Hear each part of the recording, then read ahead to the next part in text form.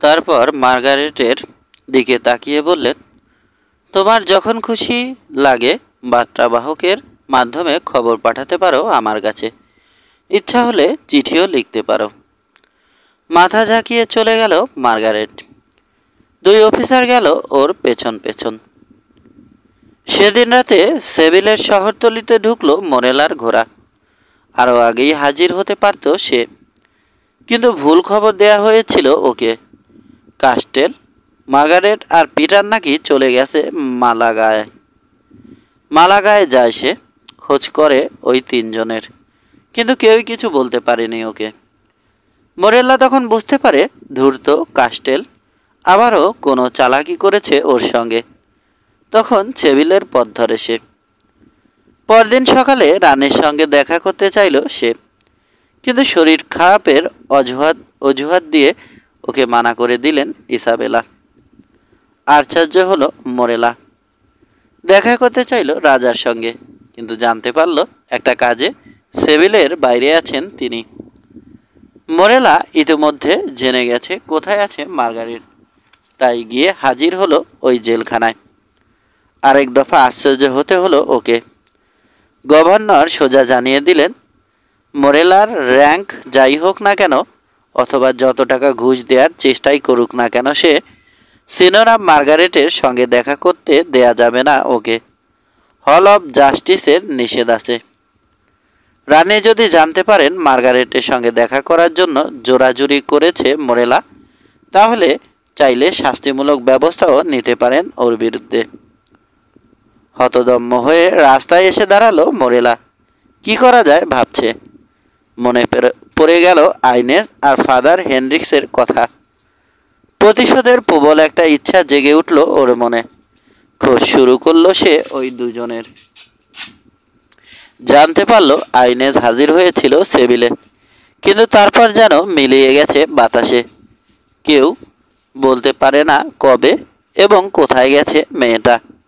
আর father Hendrix গিয়ে যোগ দিয়েছেন স্পেনের ধর্ম বিচার সভায়।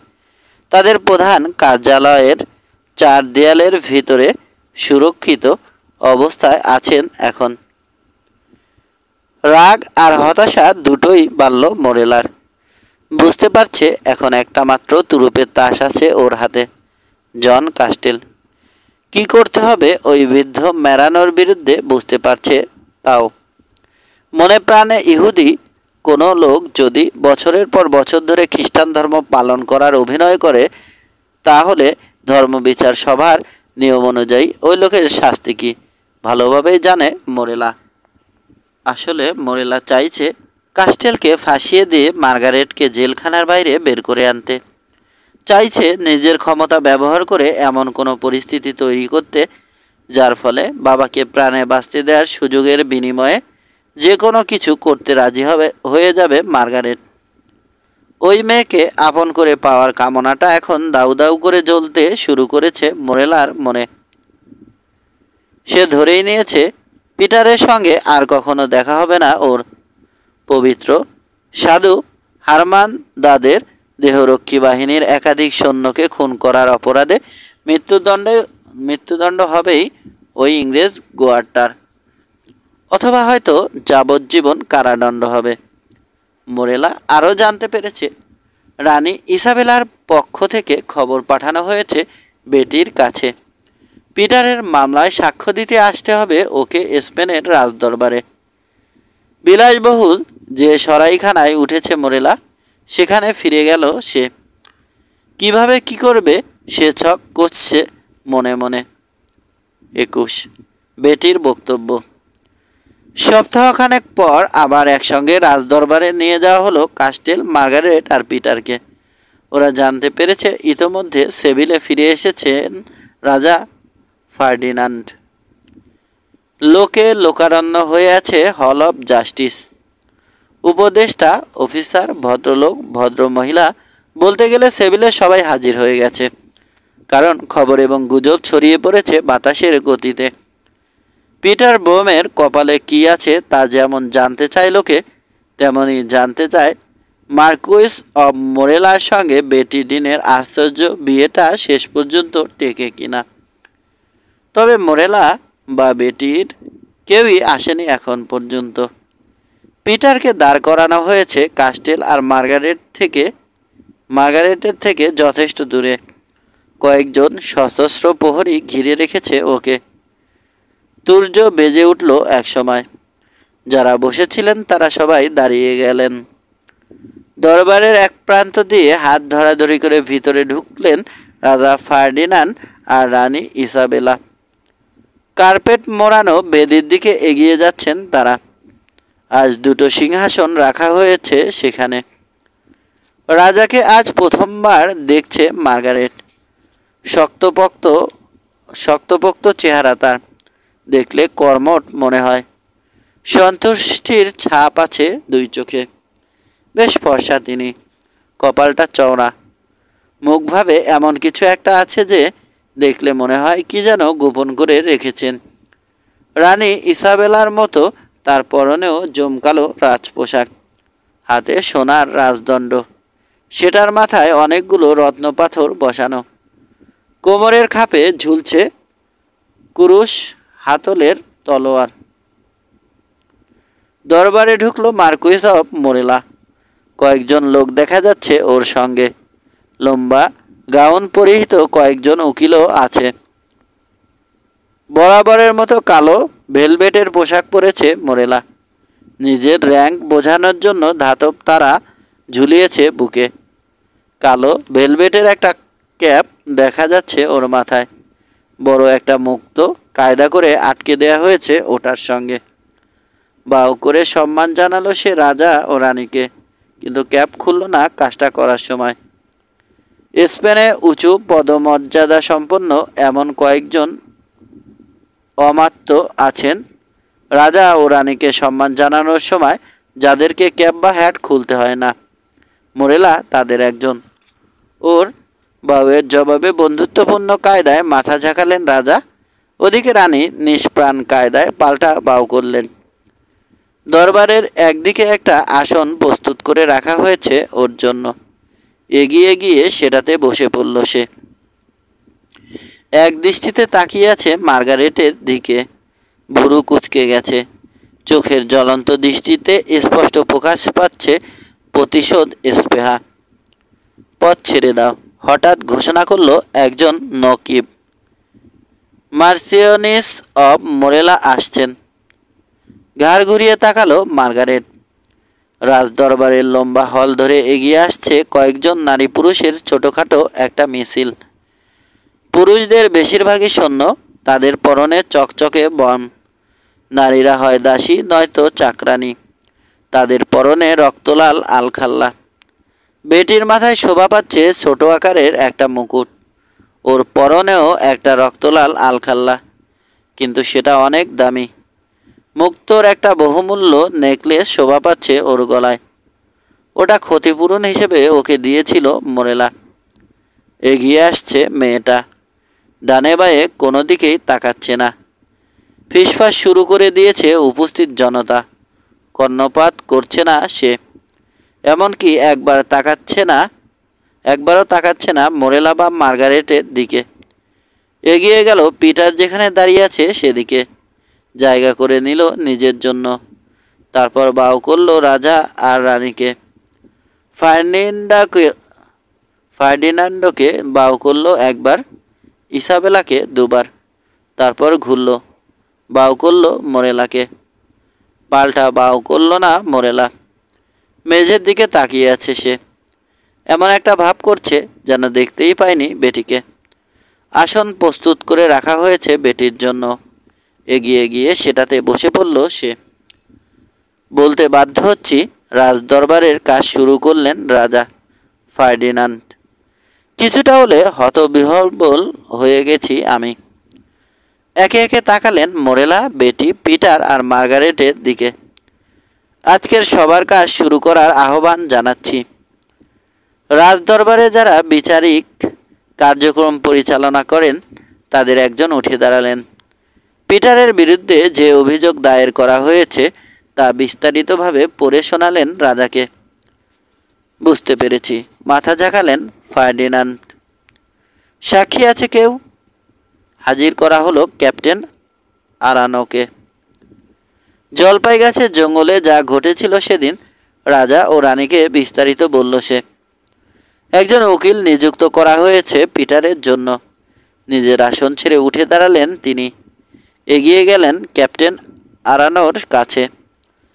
বললেন, সিনিয়র পিটার বোম, যা করেছেন সেদিন সেটা কি ইচ্ছাকৃতভাবে করেছেন নাকি করতে বাধ্য হয়েছেন? স্বীকার করল ক্যাপ্টেন আরোনা।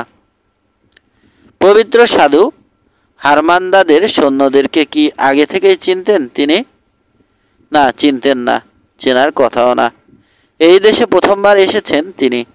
পবিত্র সাধুর নাম হয়তো শুনেছেন, কিন্তু তাকে যে পাহারা দিয়ে রাখার জন্য আমাদের মহান রাজা ও রানীর পক্ষ থেকে দেহরক্ষী বাহিনী গড়ে তোলা হয়েছে সেটা জানতেন না।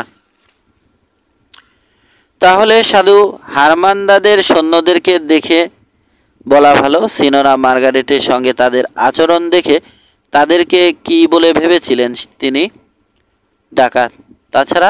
তাছাড়া যেহেতু ঘটনাটা নিজ চোখে দেখেছি আমি, সেহেতু নিশ্চিত করে বলতে পারি শুরুতেই হামলা করার কোনো ইচ্ছা ছিল না সিনিয়র পিটারের। তিনি আসলে তার দুই সঙ্গী সহ পালিয়ে যেতে চাইছিলেন, কিন্তু আমরাই তাদের পথ রোধ করি। তার মানে আমি যদি বলি সেদিন যা করেছে আপনার অধীনস্থ সৈন্যরা তা বাড়াবাড়ি এবং উস্কানিমূলক ছিল, তাহলে ভুল হবে না? মাথা নাড়ল আরোনা। না, হবে না। ধন্যবাদ, আর কিছু জিজ্ঞেস করার নেই আপনাকে। এরপর কাস্টেল আর মার্গারেট নিজেদের বক্তব্য উপস্থাপন করলেন। লন্ডনের ঘটনা থেকে শুরু করে সেভিল পর্যন্ত যা যা ঘটেছে তার প্রায় সব কিছু বলল মার্গারেট। ওর কথা শুনতে শুনতে সহমর্মিতার গুঞ্জন উঠল দরবারে উপস্থিত জনতার মধ্যে, আর রাজা ও রানী নিজেদের মধ্যে মত বিনিময় করলেন কখনো কখনো। জনতার গুঞ্জন কোলাহলে পরিণত হলো একসময়। হাত তুললেন ফার্ডিনান্ড। সঙ্গে সঙ্গে থেমে গেল সব কোলাহল। রাজা বললেন, এই মামলার রায় ঘোষণা করার সময় হয়েছে। হল অব জাস্টিসের সিদ্ধান্ত অনুযায়ী ওই ইংরেজ নির্দোষ। পবিত্র সাধু হারমান্দাদের সৈন্যদের সঙ্গে সে যা করেছে আত্মরক্ষার তাগিদে করেছে। তাছাড়া এ কথাও সন্দেহাতীতভাবে প্রমাণিত হয়েছে অনাকাঙ্ক্ষিত ওই লড়াইয়ের ব্যাপারে সৈন্যদের পক্ষ থেকে উস্কানি ছিল। কাজেই পরিস্থিতির চাপে পড়ে হত্যাকাণ্ডের সঙ্গে জড়িত হয়েছে ওই ইংরেজ। হত্যা করার উদ্দেশ্য নিয়ে হামলা চালায়নি সে সাধু হারমান্দাদের সৈন্যদের উপর। তারপরেও যেহেতু হল অব জাস্টিস কারো সঙ্গেই অবিচার করতে চায় না, সেহেতু আমি আদেশ দিচ্ছি যেসব সৈন্য মারা পড়েছে ওই ইংরেজের হাতে তাদের পরিবারকে উপযুক্ত ক্ষতিপূরণ দিতে বাধ্য থাকবে সে অথবা ওর মনোনীত কোনো প্রতিনিধি। এবং পরবর্তীতে কোনো এক সময় পবিত্র সাধু হারমান্দাদের আশ্রমে উপস্থিত হয়ে পুরো ঘটনার জন্য ক্ষমা চাইতে হবে তার কাছে। ক্ষতিপূরণ দেয়া অথবা ক্ষমা চাওয়া তেমন কঠিন কোনো কাজ না। বড় কথা হচ্ছে মৃত্যুদণ্ড অথবা যাবজ্জীবন কারাদণ্ড থেকে বাঁচা গেছে। পিটার তাই ধন্যবাদ দিতে শুরু করলো রাজা ও রানীকে। হাত তুলে ওকে থামিয়ে দিলেন ফার্ডিনান্ড। দরবারের উদ্দেশ্যে বললেন, এবার আমরা আমাদের আজকের সালিশ কার্যক্রমের দ্বিতীয় পর্ব শুরু করব। তাকালেন বেটির দিকে। তোমার নাম কি সিনোরা? এলিজাবেথ ডিন মার্সিওনিস অব মোরেলা, পরিষ্কার গলায় বলল বেটি। আমি ইংল্যান্ডের বাসিন্দা, সম্ভ্রান্ত এক পরিবারের সন্তান, তবে এখন আছি গ্রানাডায়। ওকে বাউ করলেন রাজা। তোমার ওই উপাধি নিয়ে কি কারো কোনো আপত্তি আছে? আছে, বলে উঠল মোরেলা। দরবারে আসার পর এই প্রথমবার মুখ খুলল সে। কেন মার্কুইস? জিজ্ঞেস করলেন রাজা। কারণ সে আসল মার্সিওনিস অব মোরেলা না। কেন? কারণ বিয়ের সময় প্রতারণা করা হয়েছে আমার সঙ্গে। অন্য এক মেয়েকে বিয়ে করার কথা ছিল আমার। ওর বেশ ধরে আমার সামনে হাজির হয়ে গেছে বেটি ডিন। ছলনার আশ্রয় নিয়ে বিয়ে করেছে আমাকে। এমন সাজ পোশাকে সজ্জিত হয়েছিল সে তখন, আমার পক্ষে পার্থক্য করার কোনো উপায়ই ছিল না। আরেকটা কথা, ওই মেয়ে মোটেও কোনো সম্ভ্রান্ত পরিবারের সন্তান না। লন্ডনের বাসিন্দা, কাস্টেলের বাড়িতে চাকরানির কাজ করত সে। তোমার কথায় আসলে কিছুই প্রমাণিত হয়নি মার্কুইস, বললেন রাজা। চাকরানি থেকে রানী হওয়ার অনেক নজির আছে পৃথিবীতে। আজ থেকে অনেক বছর আগে বিশেষ একটা কারণে আমিও কোনো একজনের অধীনে চাকরি করেছি। তাকালেন বেটির দিকে। তোমার বিরুদ্ধে ছলনার অভিযোগ করেছে মার্কুইস অব মোরেলা। জবাবে কিছু বলার আছে তোমার? আছে, উঠে দাঁড়ালো বেটি।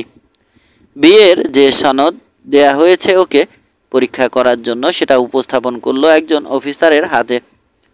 যে কজন বিচারক আছেন তারা এবং রাজা রানী দুজনেই পালাক্রমে দেখলেন ওই সনদ। রানী বললেন, ওই সনদের একটা অনুলিপি ইতিমধ্যেই উপস্থাপন করা হয়েছে আমার কাছে এবং সেটা যথাযথ কর্তৃপক্ষের কাছে পাঠিয়ে দিয়েছি আমি ইতিমধ্যেই। যে যাজক বিয়ে পড়িয়েছিলেন তিনি কি উপস্থিত আছেন দরবারে? জিজ্ঞেস করলেন রাজা। উঠে দাঁড়ালেন বার্নাল দেশ। ওই যাজক দরবারের বাইরেই আছেন। যথাযথ নিরাপত্তার আশ্বাস না দেওয়া পর্যন্ত নিজের উপস্থিতি ফাঁস করতে চাইছেন না তিনি। যথাযথ নিরাপত্তার আশ্বাস দেয়া হলো, বললেন রাজা। আমি তাহলে নিয়ে আসছি তাকে। দরবার থেকে বেরিয়ে গেলেন বার্নাল দেজ। ফাদার হেনরিক্সকে নিয়ে ফিরে এলেন কিছুক্ষণ পর। ফাদারকে দেখা মাত্র রাগে বিকৃত হয়ে গেল মোরেলার চেহারা। রাজা রানীর সামনে গিয়ে দাঁড়ালেন ফাদার, বাও করলেন। ফার্ডিনান্ড বললেন, কি ঘটেছিল বলুন আমাদেরকে ফাদার। আমি মন্টিলে একটা গির্জার যাজক হিসেবে কাজ করতাম, বলতে শুরু করলেন হেনরিক্স। মার্কুইস অব মোরেলার প্রাসাদে ব্যক্তিগত একটা প্রার্থনা কক্ষ আছে। প্রার্থনার কাজ পরিচালনা করতাম সেখানেও। তবে এখন আছি পবিত্র চার্চের সরাসরি তত্ত্বাবধানে। যা হোক, বর্তমানে যিনি মার্সিওনেস অব মোরেলা, মার্কুইস অব মোরেলা, তাকে স্বেচ্ছায় সজ্ঞানে বিয়ে করেছেন। আমার সামনে স্বেচ্ছায় সজ্ঞানে হাজির হয়েছেন দুজনে। স্বেচ্ছায় সজ্ঞানে দুজনই সম্মতি দিয়েছেন ওই বিয়েতে। বিয়ে পড়ানোর সময় যখন কনেকে তার নাম জিজ্ঞেস করেছি তখন স্পষ্ট গলায় বলেছেন তিনি বেটি ডিন। তবে বিয়ের আগেই কনে সন্দেহ করেছিলেন বিয়েটা নিয়ে ঝামেলা হতে পারে পরবর্তীতে, তাই কয়েকটা সনদ তৈরি করে রাখার অনুরোধ করেন আমাকে। তার অনুরোধে একাধিক অনুলিপি তৈরি করি আমি ওই সনদের। আমার ধারণা হল অব জাস্টিসে ইতিমধ্যেই উপস্থাপিত হয়েছে সেগুলো। গ্রানাডায় মার্কুইস অব মোরেলার যে ব্যক্তিগত প্রার্থনা কক্ষ আছে, বিয়েটা হয়েছে সেখানেই। বিয়ের পরই বরকনে দুজনে স্বেচ্ছায় সজ্ঞানে স্বাক্ষর করেছেন বিবাহ সনদের যথাস্থানে। আরেকটা কথা, ওই বিয়ের পর সম্পূর্ণ ব্যক্তিগত কারণে গ্রানাডা ছেড়ে চলে আসি আমি। নিজেকে সমর্পণ করি ধর্মবিচার সভার কাছে। সেখানে একজন দপ্তরি হিসেবে কাজ করছি এখন। মোরেলার উকিল উঠে দাঁড়ালো, এগিয়ে এলো ফাদারের কাছে। প্রতারণাপূর্ণ ওই বিয়ের আয়োজন করেছিল কে জানতে পারি? ওই ব্যাপারে আমার কাছে কখনোই সরাসরি কিছু বলেননি মার্কুইস অব মোরেলা। কিন্তু আপনি নিশ্চয় কিছু না কিছু জানেন ওই ব্যাপারে। হ্যাঁ জানি। নামটা বলুন তাহলে। সিনোরা আইনেজ। এই সিনোরা আইনেজকে? বলে উঠলেন ইসাবেলা। সে এখন কোথায়? সিনোরা আইনেজ স্প্যানিশ একটা মেয়ে, জবাব দিলেন হেনরিক্স। গ্রানাডায় মার্কুইস অব মোরেলার যে প্রাসাদ আছে সেখানে দাসী হিসেবে কাজ করত। ওকে, সরাসরি বলছি উপস্থিত সবার সামনে। ব্যক্তিগত বিভিন্ন কাজে ব্যবহার করেছেন মার্কুইস অব মোরেলা। যুবতী ও সুন্দরী দাসীদের বেলায় যা ঘটে থাকে সচরাচর। এই মুহূর্তে কোথায় আছে মেয়েটা ঠিক জানা নেই আমার। গ্রানাডা থেকে সেভিল পর্যন্ত একসঙ্গে এসেছিলাম আমরা। তারপর যেন বাতাসে মিলিয়ে গেছে সে। ঘাড় ঘুরিয়ে তাকালো মোরেলার দিকে। হয়তো এখন কোথায় আছে আইনেজ সে ব্যাপারে আমার চেয়ে ভালো বলতে পারবেন মার্কুইস। কিন্তু কিছুই বলল না মোরেলা। ক্রুদ্ধ দৃষ্টিতে তাকিয়ে আছে ফাদারের দিকে। বেটির দিকে তাকালেন ফার্ডিনান্ড। মোরেলার সঙ্গে তোমার পরিচয় হলো কি করে? কিভাবে পরিচয় হয়েছে? এবং সে পরিচয় কোন পর্যন্ত গড়িয়েছে সেসব ব্যাপারে যতটুকু না বললেই নয় বলল বেটি। ওকে যে বিয়ের প্রস্তাব দিয়েছিল মোরেলা, ওকে নিয়ে যে পালিয়ে আসতে চেয়েছিল স্পেনে, সেটা প্রমাণ করার জন্য উপস্থাপন করলো একটা চিঠি। একজন নাবিককে দিয়ে ওটা পাঠিয়েছিল মোরেলা বেটির কাছে। একজন অফিসার গ্রহণ করলো চিঠিটা, কিন্তু যখন বুঝতে পারলো ওটার ভাষা ইংরেজি, তখন একজন দোভাষীর সাহায্য চাইল। দোভাষী সেটা স্প্যানিশে অনুবাদ করে পড়ে শোনালো রাজা ও রানীকে। মার্গারেট জাহাজে নিয়ে যাওয়ার নাম করে কিভাবে সান অ্যান্টোনিও জাহাজে তোলা হয়েছে বেটি আর মার্গারেটকে জানালো বেটি, এবং তারপর থেকে শুরু করে আজ এই দরবারে হাজির হওয়া পর্যন্ত অনেক ঘটনাই বলল। ওর কথা শেষ হওয়ার পর রাজা বললেন, বিশ্বাসযোগ্য। তাকালেন মার্কুইসের দিকে। তোমার কিছু বলার আছে? বলছি, রাগে কাঁপছে মোরেলা। তবে তার আগে ওই মেয়েটাকে প্রশ্ন করার সুযোগ দেয়া হোক আমার উকিলকে। মাথা ঝাঁকিয়ে সম্মতি জানালেন রাজা ফার্ডিনান্ড। বেটির দিকে এগিয়ে গেল মোরেলার উকিল। ইনিয়ে বিনিয়ে অনেক প্রশ্ন করল লোকটা বেটিকে, কিন্তু প্রতিবারই সত্য এবং সরাসরি জবাব দিল মেয়েটা। ওর মুখ থেকে এমন কিছু আদায় করা গেল না যা দ্বারা প্রমাণ করা যেতে পারে মিথ্যা বা বানোয়াট কিছু বলছে সে। ব্যর্থ মনোরথ হয়ে হয়ে নিজের আসনে ফিরে গেল মোরেলার উকিল। বসে পড়ল। এরপর সাক্ষ্য নেওয়া হলো মোরেলার 2 দপ্তরি এবং মোরেলার প্রাসাদের কয়েকজন দাসী ও চাকরানির। সাহসের অভাবে হোক অথবা অন্য যে কোনো কারণে হোক, হল অব জাস্টিসে তাদের কেউ বলতে পারল না মার্গারেটকে জোরপূর্বক বিয়ে করার উদ্দেশ্যে ওকে মাসখানেক বন্দি করে রেখেছিল মোরেলা। বরং সবাই বলল স্বেচ্ছায় সজ্ঞানে বিয়ে করেছে লোকটা, এবং যে মেয়েকে বিয়ে করেছে সে মেয়ের বিয়ের পর দিন সকালে বাসরঘর থেকে বের হয়ে দেখা করেছে ওদের সঙ্গে। নিজেকে মার্সিওনিস অব মোরেলা হিসেবে দাবি করেছে। মোরেলার দিকে তাকালেন ইসাবেলা। কি যেন বলবে বলেছিলে? মাথা ঝাঁকালো মোরেলা। লন্ডনে একটা অনুষ্ঠানে মার্গারেটের সঙ্গে পরিচয় হয়েছিল আমার। প্রথম দেখাতেই ওকে ভালোবেসে ফেলি আমি। তারপর আমাকে নিয়ে যাওয়া হয় ওদের বাসায়। তখন পরিচয় হয় ওর বাবা জন কাস্টেলের সঙ্গে। পরবর্তীতে জানতে পারি আজ থেকে অনেক বছর আগে স্পেন থেকে বাবার হাত ধরে ইংল্যান্ডে পালিয়ে গিয়েছিলেন ওই লোক।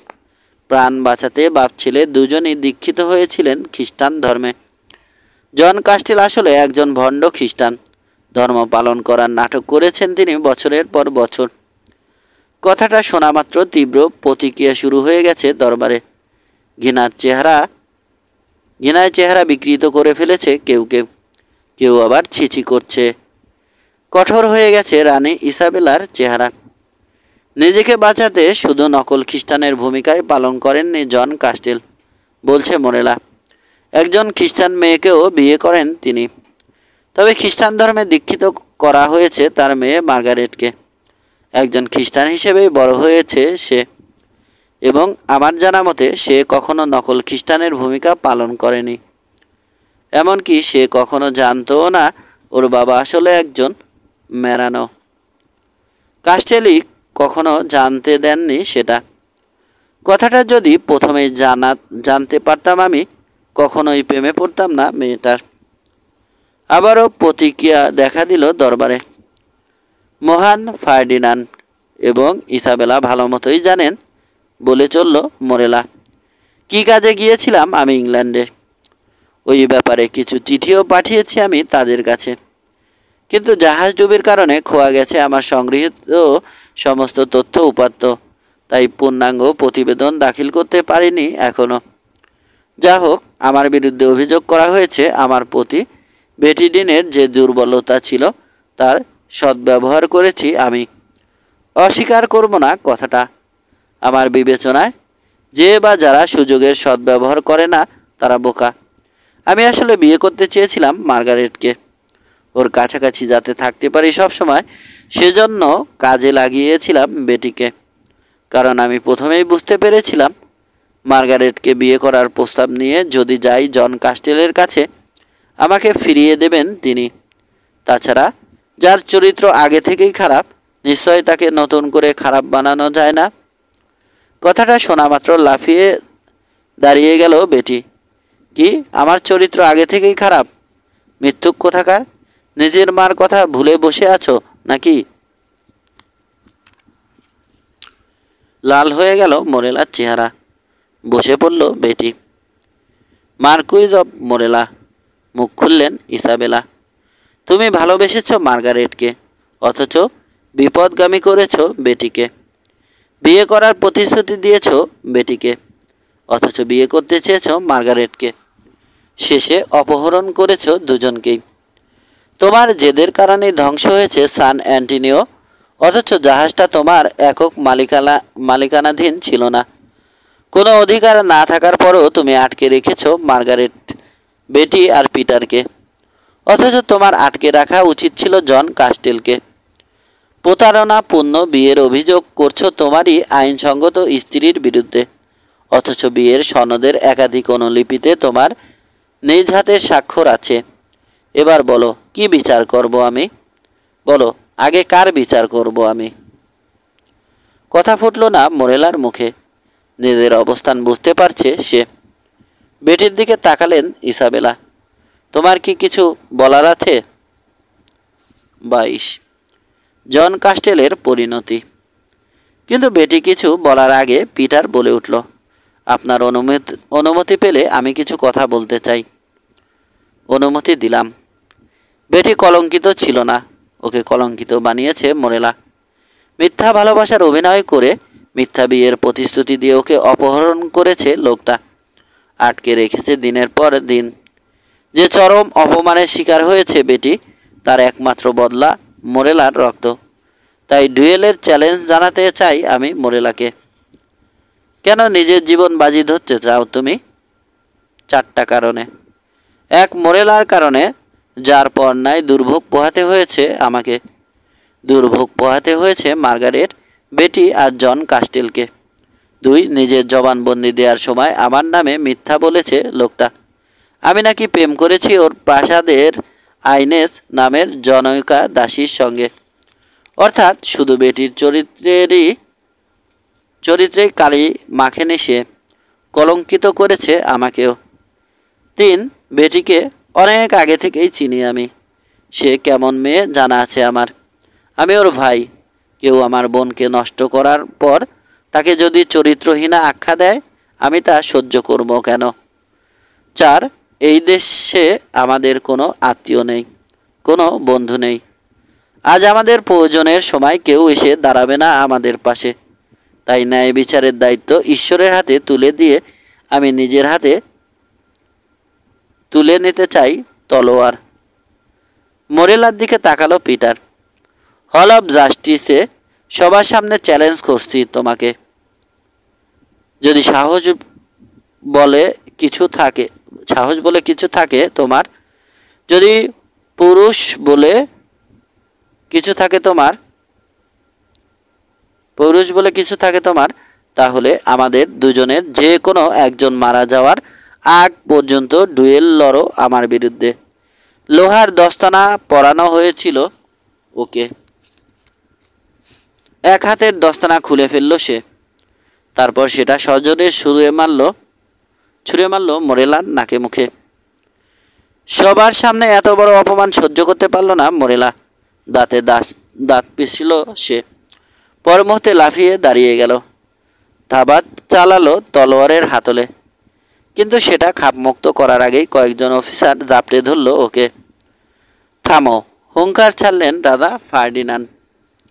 হল অব জাস্টিসের লড়াই করার দুঃসাহস দেখাতে পারে না কেউ। স্থানকাল পাত্র মনে পড়ে গেল মোরেলার। সংযত করে নিল নিজেকে। ক্ষমা প্রার্থনা করছি, ইয়োর ম্যাজেস্টি।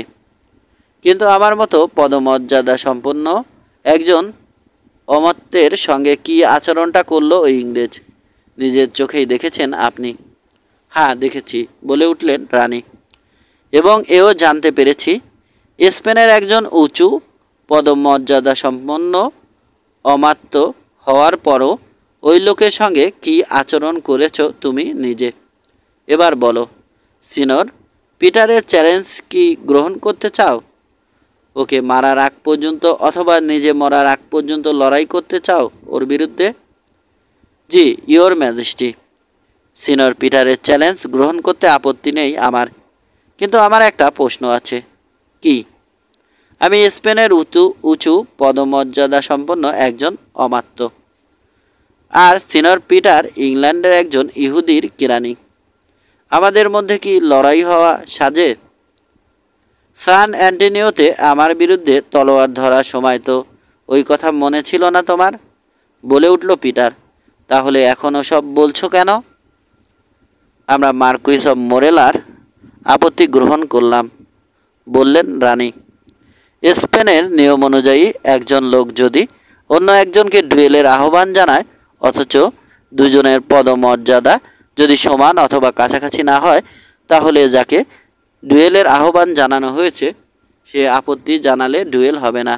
কিন্তু উদ্দেশ্যপ্রণোদিতভাবে বিরতি দিলেন তিনি। ভুরু কুঁচকে গেছে মোরেলার। অশুভ কিছু একটা টের পেয়েছে সে। কিন্তু বলে চললেন ইসাবেলা, আমি স্পেনের রানী হিসেবে এবং আমার স্বামী স্পেনের রাজা হিসেবে যদি হল অব জাস্টিসে সবার সামনে নাইট হিসেবে ঘোষণা করি সিনিয়র পিটার ব্রোমকে, তাহলে পদমর্যাদার পার্থক্যটা আর থাকে না।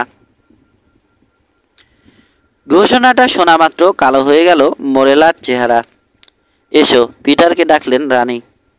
আমার আর আমার স্বামীর সামনে এসে হাঁটু গেড়ে বসো। কথা মতো কাজ করল পিটার। নিজের কোমর বন্ধনীতে ঝোলানো খাপ থেকে তলোয়ার বের করলেন রাজা ফার্ডিনান্ড। তার হাত থেকে ওটা নিলেন ইসাবেলা। হাঁটু গেড়ে বসে থাকা পিটারের ডান কাঁধে তলোয়ারটা দিয়ে পরপর 3 বার টোকা দিলেন তিনি। এবার উঠে দাঁড়াও, স্যার পিটার ব্রোম। আজ থেকে তুমি স্পেনের একজন ডন। উঠে দাঁড়িয়ে রাজা ও রানীকে পালাক্রমে বাউ করলেন পিটার। তাদের দিকে তাকিয়ে থেকে আস্তে আস্তে পিছিয়ে আসছে। নাইট উপাধি পাওয়ার পর রাজা ও রানীকে এভাবে সম্মান করার নিয়ম আছে।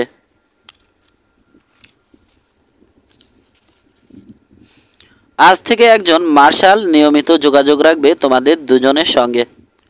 তোমাদের সুবিধা অসুবিধার খবর নেবে এবং তোমাদের সুবিধা মতো সময়েই ডুয়েলের দিনক্ষণ নির্ধারণ করা হবে। ওই সময়ের আগে স্পেনের প্রচলিত নিয়ম অনুযায়ী তোমরা দুজন বাক্য বিনিময় করতে পারবে না নিজেদের মধ্যে, এবং হাতাহাতি অথবা ওই জাতীয় কোনো দৃষ্টিকটু কাজও করতে পারবে না। এই ব্যাপারে আর কিছু বলার নেই। দরবারে উপস্থিত অনেকেই ভাবল দরবারের কাজ বোধহয় আজকের মতো শেষ, তাই যার যার আসন ছেড়ে উঠে দাঁড়ালো তারা। কিন্তু হাত তুললেন ইসাবেলা। বুঝিয়ে দিলেন দরবারের কার্যক্রম শেষ হয়নি এখনও। আরও কয়েকটা ব্যাপারে রায় দেয়া বাকি আছে হল অব জাস্টিসের, বললেন তিনি। এক, মার্কুইস অব মোরেলার সঙ্গে সিনোরা বেটি ডিনের বিয়ে বৈধ নাকি অবৈধ। যেহেতু বিয়ে ধর্মীয় একটা ব্যাপার, সেহেতু আমার মনে হয় না ওই বিয়ের বৈধতা নিয়ে রায় দেওয়ার অধিকার আছে হল অব জাস্টিসের। বিবাদটা আমরা ব্যক্তিগতভাবে হস্তান্তর করব পবিত্র পোপের কাছে। পুরো ঘটনা পর্যালোচনা করার পর তিনি সুচিন্তিত সিদ্ধান্ত দেবেন আশা করি। ততক্ষণ পর্যন্ত হল অব জাস্টিসের সিদ্ধান্ত অনুযায়ী মুক্ত জীবন যাপন করার অধিকার ভোগ করবে সিনোরা বেটি ডিন। তার স্বাধীনতা খর্ব করতে পারবে না কেউ, এমনকি মার্কুইস অব মোরেলাও না। ততক্ষণ পর্যন্ত সিনোরা বেটি সমস্ত খরচ বহন করার দায়িত্ব মার্কুইস অব মোরেলার। কিন্তু রোম থেকে পবিত্র পোপের সিদ্ধান্ত আসার আগেই যদি কোনো কারণে নিহত অথবা মৃত্যুমুখে পতিত হয় মোরেলা, তাহলে মার্সিওনিস অব মোরেলা হিসেবে ঘোষণা করা হবে সিনোরা বেটিকে। মোরেলার সহায় সম্পত্তির একমাত্র উত্তরাধিকারী হবে সে। বাউ করে রানীকে ধন্যবাদ জানালো বেটি। কালো হয়ে গেছে মোরেলার চেহারা। ভুরু কুঁচকে তাকালো সে বেটির দিকে। গুঞ্জন আর ফিসফাস শুরু হয়ে গেছে দরবারে। হাত তুললেন রানী। থেমে গেল কোলাহল। স্যার পিটার ব্রোম আর সিনোরা মার্গারেটকে একটা প্রশ্ন জিজ্ঞেস করতে চাই আমরা, বললেন ইসাবেলা। তারা কি এখনো বিবাহ বন্ধনে আবদ্ধ হতে চায়? নিজেদের মধ্যে মুখ চাওয়াচাই করলো পিটার আর মার্গারেট। তারপর দুজনে তাকালো রানীর দিকে। ওদের মনের কথা ওদের চোখে স্পষ্ট পড়তে পারলেন ইসাবেলা। ইয়োর ম্যাজেস্টি, বলল পিটার, বিবাহ বন্ধনে আবদ্ধ হওয়ার ব্যাপারে আমরা দুজনেই রাজি আছি। মার্গারেটের দিকে তাকালেন রানী। মার্কুইস অব মোরেলার সঙ্গে স্যার পিটারের ডুয়েলের আগেই কি বিয়েটা সেরে ফেলতে চাও তুমি? মনে রেখো, যদি ডুয়েলে মারা যায় স্যার পিটার, বিধবা হয়ে বাকি জীবন কাটাতে হবে তোমাকে। দ্বিতীয়বার বিয়ে করার বিধান নেই একজন মৃত নাইটের স্ত্রীর। আবার যেহেতু তুমি একজন নাইটের বাগদত্তা, সেহেতু অন্য কাউকে বিয়েও করতে পারবে না। মাথা জাগালো মার্গারেট। আমি রাজি। মাথা জাগালেন ইসাবেলাও। ঠিক আছে, তাহলে ডুয়েলের দিন, ডুয়েলের আগে সেভিলের ক্যাথেড্রালে স্যার পিটারের সঙ্গে বিয়ে হবে তোমার। ততক্ষণ পর্যন্ত সিনোরা মার্গারেট, যাতে কেউ তোমার কোনো ক্ষতি করতে না পারে, সেজন্য আমার অতিথি হিসেবে আমার তত্ত্বাবধানে থাকবে তুমি। আর স্যার পিটার, রাষ্ট্রীয় অতিথিশালায় নিয়ে যাওয়া হবে তোমাকে। সেখানে একজন মুক্ত মানব হিসেবে থাকার অধিকার পাবে তুমি। তবে তোমার উপর সার্বক্ষণিক নজরদারির ব্যবস্থা থাকবে, যাতে কেউ তোমার উপর হামলা করতে না পারে। এবার আমি অপ্রিয় একটা বিষয়ে কিছু কথা বলতে চাই, বললেন ফার্ডিনান্ড। জীবনের অধিকাংশ সময় খ্রিস্টান হয়ে থাকার অভিনয় করেছেন জন কাস্টেল। খ্রিস্টান সেজে থাকাকালীন সময়ে একজন খ্রিস্টান মেয়েকে বিয়ে করে ধোঁকা দিয়েছেন এবং সবচেয়ে বড় কথা, গোপনে যুক্ত থেকেছেন পিতৃপুরুষের ধর্মের সঙ্গে। এই ব্যাপারে কথা বলার প্রয়োজন বোধ করছে হল অব জাস্টিস। আবারও নিজেদের মধ্যে মুখ চাওয়াচাই করল পিটার আর মার্গারেট। দুজনই ঘাবড়ে গেছে। চুপ করে দাঁড়িয়ে আছেন কাস্টেল। নড়াচড়া বন্ধ হয়ে গেছে তার। অনুমান করতে পারছেন কি ঘটতে চলেছে। যেহেতু জন কাস্টেলের কর্ম অথবা অপকর্ম ধর্ম সংক্রান্ত, বলছেন ফার্ডিনান্ড, সেহেতু তার ব্যাপারে সরাসরি রায় দেওয়ার অধিকার রাখে না হল অব জাস্টিস। আমরা ঘোষণা করছি, ধর্ম বিচার সভায় উপযুক্ত বিচার হবে তার। চিৎকার করে উঠল মার্গারেট। সাহায্যের আশায় একবার রাজার, পরের বার রানীর চেহারার দিকে তাকালো পিটার। কিন্তু দুজনের মুখভাব বদলে গেছে মুহূর্তের মধ্যে। এখন কেমন নিষ্ঠুর দেখাচ্ছে তাদের দুজনকেই। সারা দরবারে একমাত্র মোরেলাই দাঁত বের করে নিঃশব্দে হাসছে। হল অব জাস্টিসের আগে সব সিদ্ধান্ত ওর বিপক্ষে গেছে, কিন্তু এবার এমন কিছু একটা ঘোষণা করা হয়েছে যা ওর প্রতিশোধ স্পৃহা কিছুটা হলেও পূর্ণ করেছে। মার্গারেটের দিকে এগিয়ে গেলেন কাস্টেল। চুমো খেলেন ওর কপালে। তারপর হাত মেলালেন পিটারের সঙ্গে। নিচু গলায় বললেন, ডুয়েলে কিছুতেই পরাজয় বরণ করা চলবে না তোমার। আমি চাই ওই চোটটাকে শেষ করে দাও তুমি। আমি জানি কাজটা করা সম্ভব তোমার পক্ষে। আর ধর্ম বিচার সভা কী রায় দেবে আমার বিরুদ্ধে তা আমি যেমন জানি তুমিও তেমন জানো।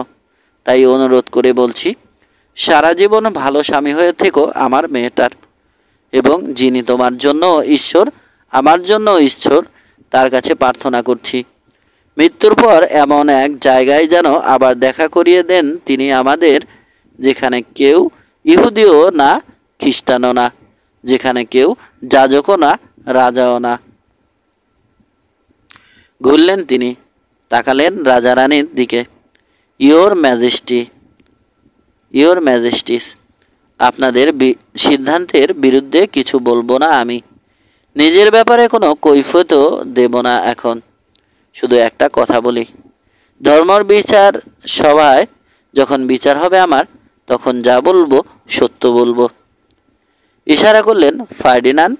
সঙ্গে সঙ্গে একদল সৈন্য এবং হুডওয়ালা আলখাল্লা পরিহিত কয়েকজন খ্রিস্টান ভিক্ষু ঘিরে ধরল কাস্টেলকে। তারা কিছুক্ষণের মধ্যেই কাস্টেলকে নিয়ে চলে গেল হল অব জাস্টিস থেকে। 23 জ্বলন্ত উনুন। এক সপ্তাহ কেটে গেছে। রাজপ্রাসাদে আছে মার্গারেট। এ কদিনে ওর সঙ্গে দুবার দেখা করেছে পিটার। ভীষণ মনমরা হয়ে পড়েছে মেয়েটা। আগামী শনিবার যে ওদের বিয়ে হবে উৎসাহ বোধ করছে না তাতেও।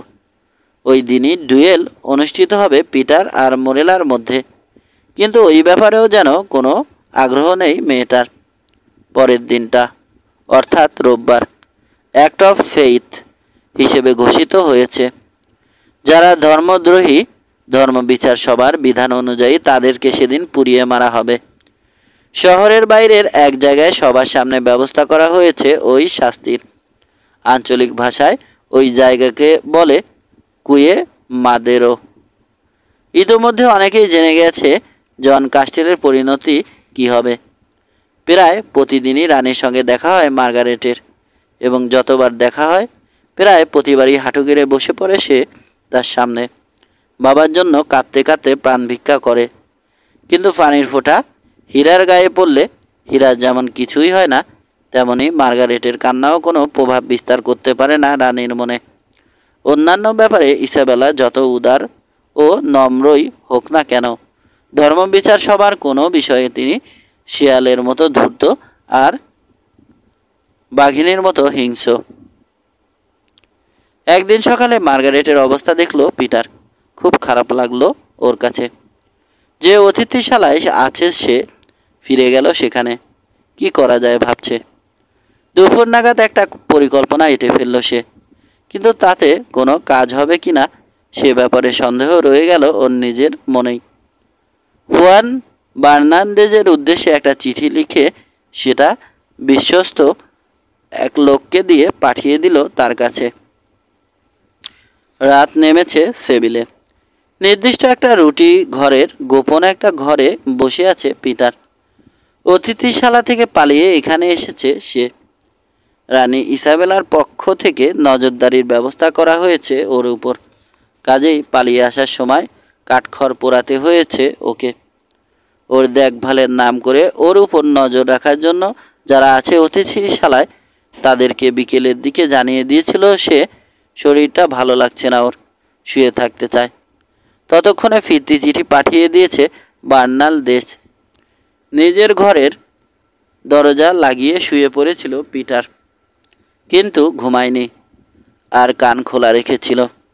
বেশ কিছুক্ষণ পর টের পায় যে বা যারা পাহারার দায়িত্বে থাকে ওর ঘরের বাইরে, তাদের কোনো সারা শব্দ পাওয়া যাচ্ছে না।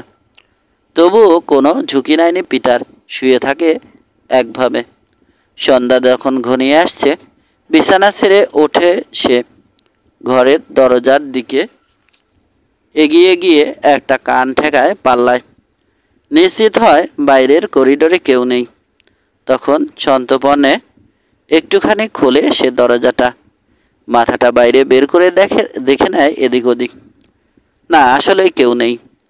পিটার ঘুমিয়ে আছে ধরে নিয়ে ওর পাহারাদারেরা হয়তো একসঙ্গে আড্ডা দিচ্ছিল দূরে কোথাও। চট করে করিডোরে বেরিয়ে আসে পিটার, নিঃশব্দে টেনে দেয় দরজাটা। দ্রুত পায়ে হাজির হয় অতিথিশালার পেছন দিকটায়। এখানে একটা বাগান আছে।